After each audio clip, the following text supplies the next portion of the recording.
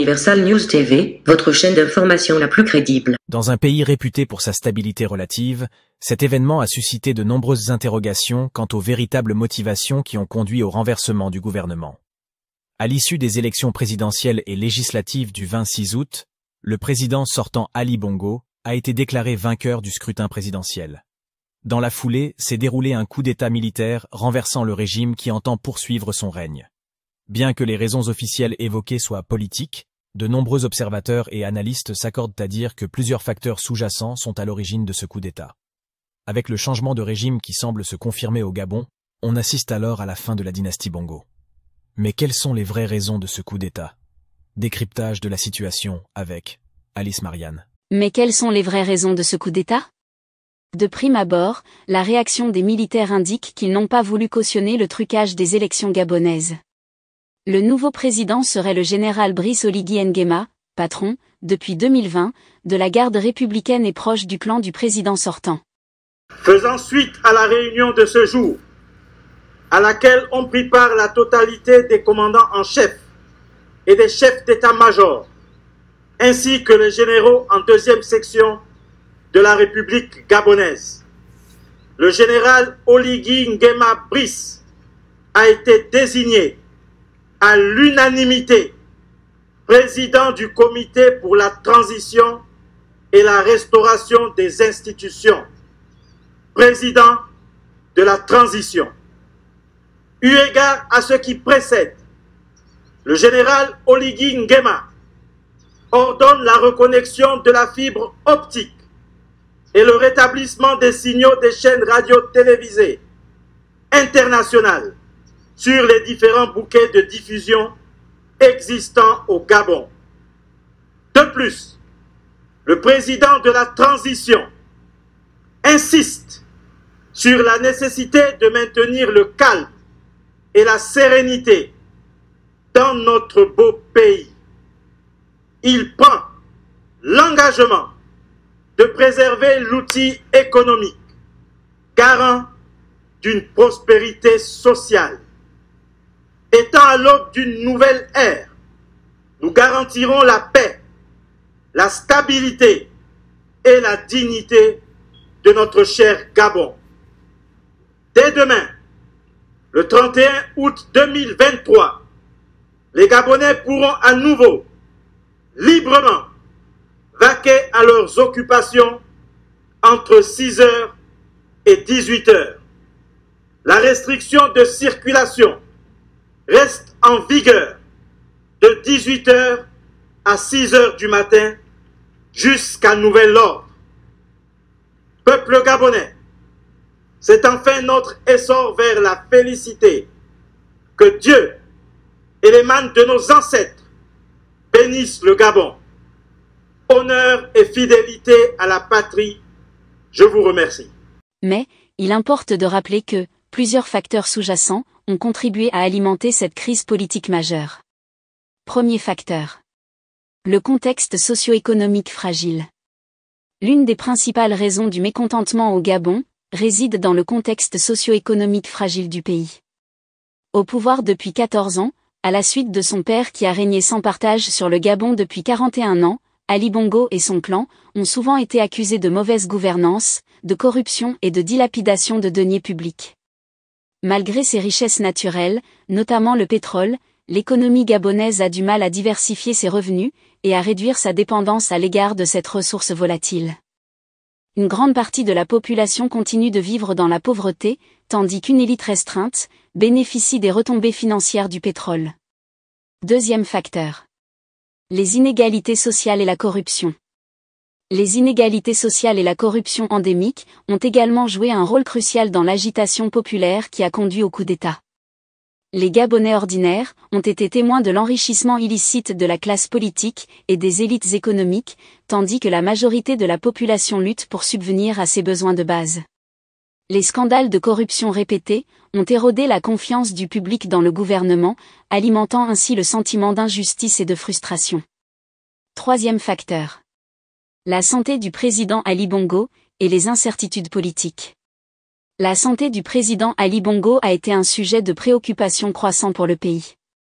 L'incertitude entourant la santé du président Ali Bongo a ouvert la voie à des rivalités politiques et à des tensions au sein de l'élite dirigeante, contribuant ainsi à l'instabilité politique.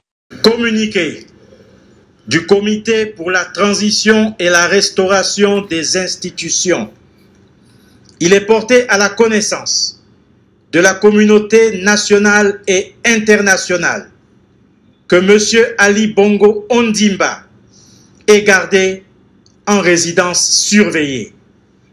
Il est entouré de sa famille et de ses médecins.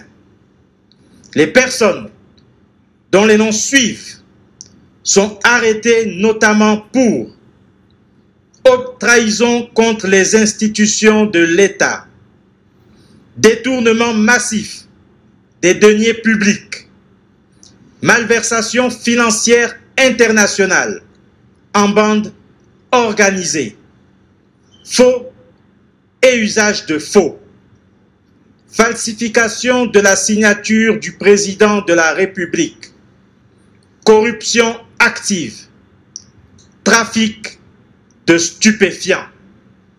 Il s'agit de Noureddine Bongo Valentin, Yann Ghislain Ngoulou, Mohamed Ali Saliou, Abdul Hosseini, Jesse Ella Ekoga, Steve Nzeko Dieko, Syriac Mvouranjami. Une enquête sera commise par les autorités compétentes et les concernés répondront de leurs actes. Peuple gabonais, c'est enfin notre essor vers la félicité. Que Dieu et les manes de nos ancêtres bénissent le Gabon. Honneur et fidélité à la patrie, je vous remercie.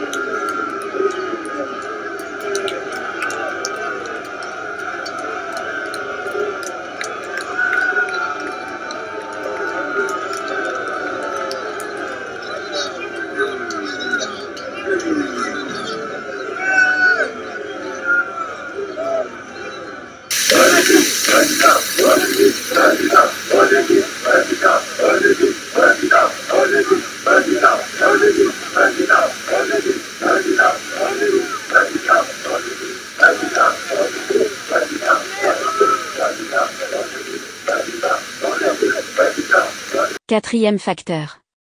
La militarisation de la politique. La militarisation de la politique gabonaise a également joué un rôle majeur dans le coup d'État. Le pays a été marqué par une histoire de coups d'État et de tentatives de coup d'État depuis son indépendance. L'armée a joué un rôle politique important, souvent en tant que force d'appoint, pour les gouvernements en place. L'influence de l'armée sur les affaires politiques a créé un environnement où les solutions militaires semblent souvent être une option viable pour le changement de gouvernement. Cinquième facteur. La concurrence pour le pouvoir. Les rivalités au sein de l'élite politique gabonaise ont également été un facteur déterminant. La concurrence pour le pouvoir, les postes politiques et les avantages économiques a créé des divisions au sein du cercle dirigeant.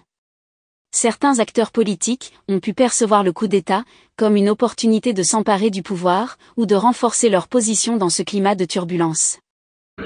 Bonjour à tous. Le peuple est en train de jubiler depuis ce matin, et c'est une bonne chose. Mais ce que le peuple ne comprend pas, c'est que c'est un simulacre de coup d'État. C'est un coup d'État arrangé.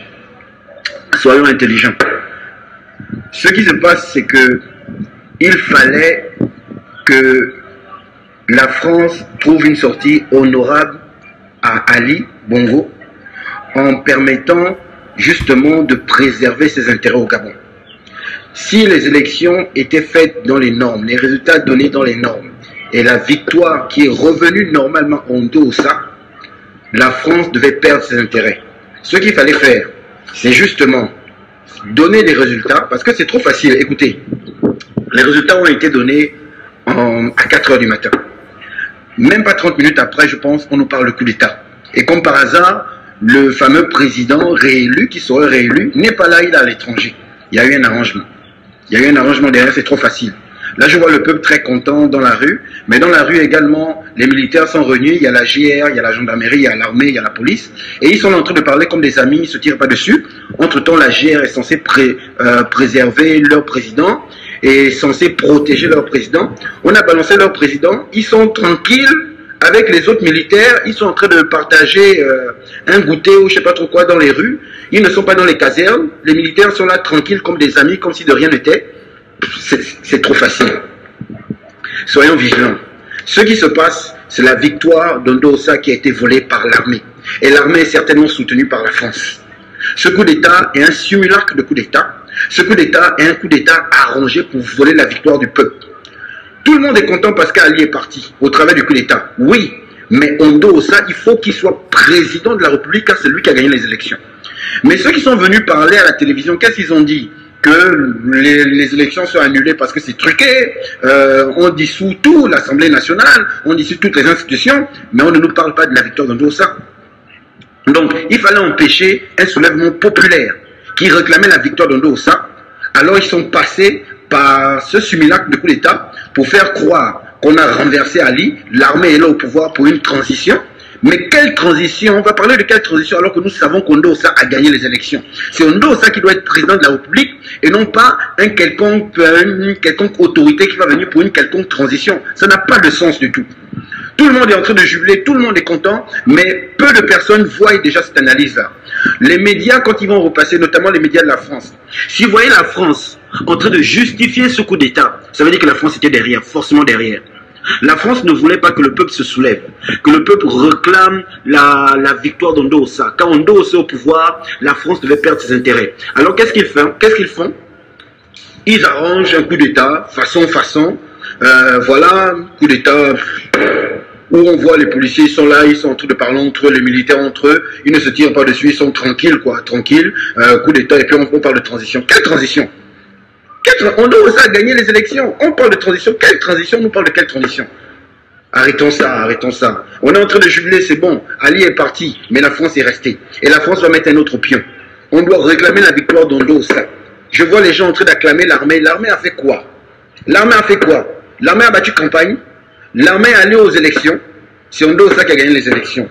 Le peuple est en train d'acclamer l'armée, c'est pas l'armée qu'on doit acclamer, on doit acclamer Ndossa et réclamer la victoire d'Ndossa. Là, l'armée est en train de confisquer la victoire.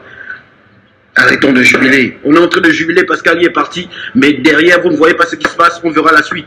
Vous allez voir que les médias français vont certainement justifier ce coup d'État, donner des raisons, et ils vont venir, comme ce fut le cas au Tchad, comme on a fait avec le fils d'Idriss Déby, qu'on est venu mettre tranquillement, Macron est parti pour aller acclamer ce fils-là, pour aller légitimer ce coup d'État, alors qu'il y a d'autres pays où il n'a pas légitimé le coup d'État.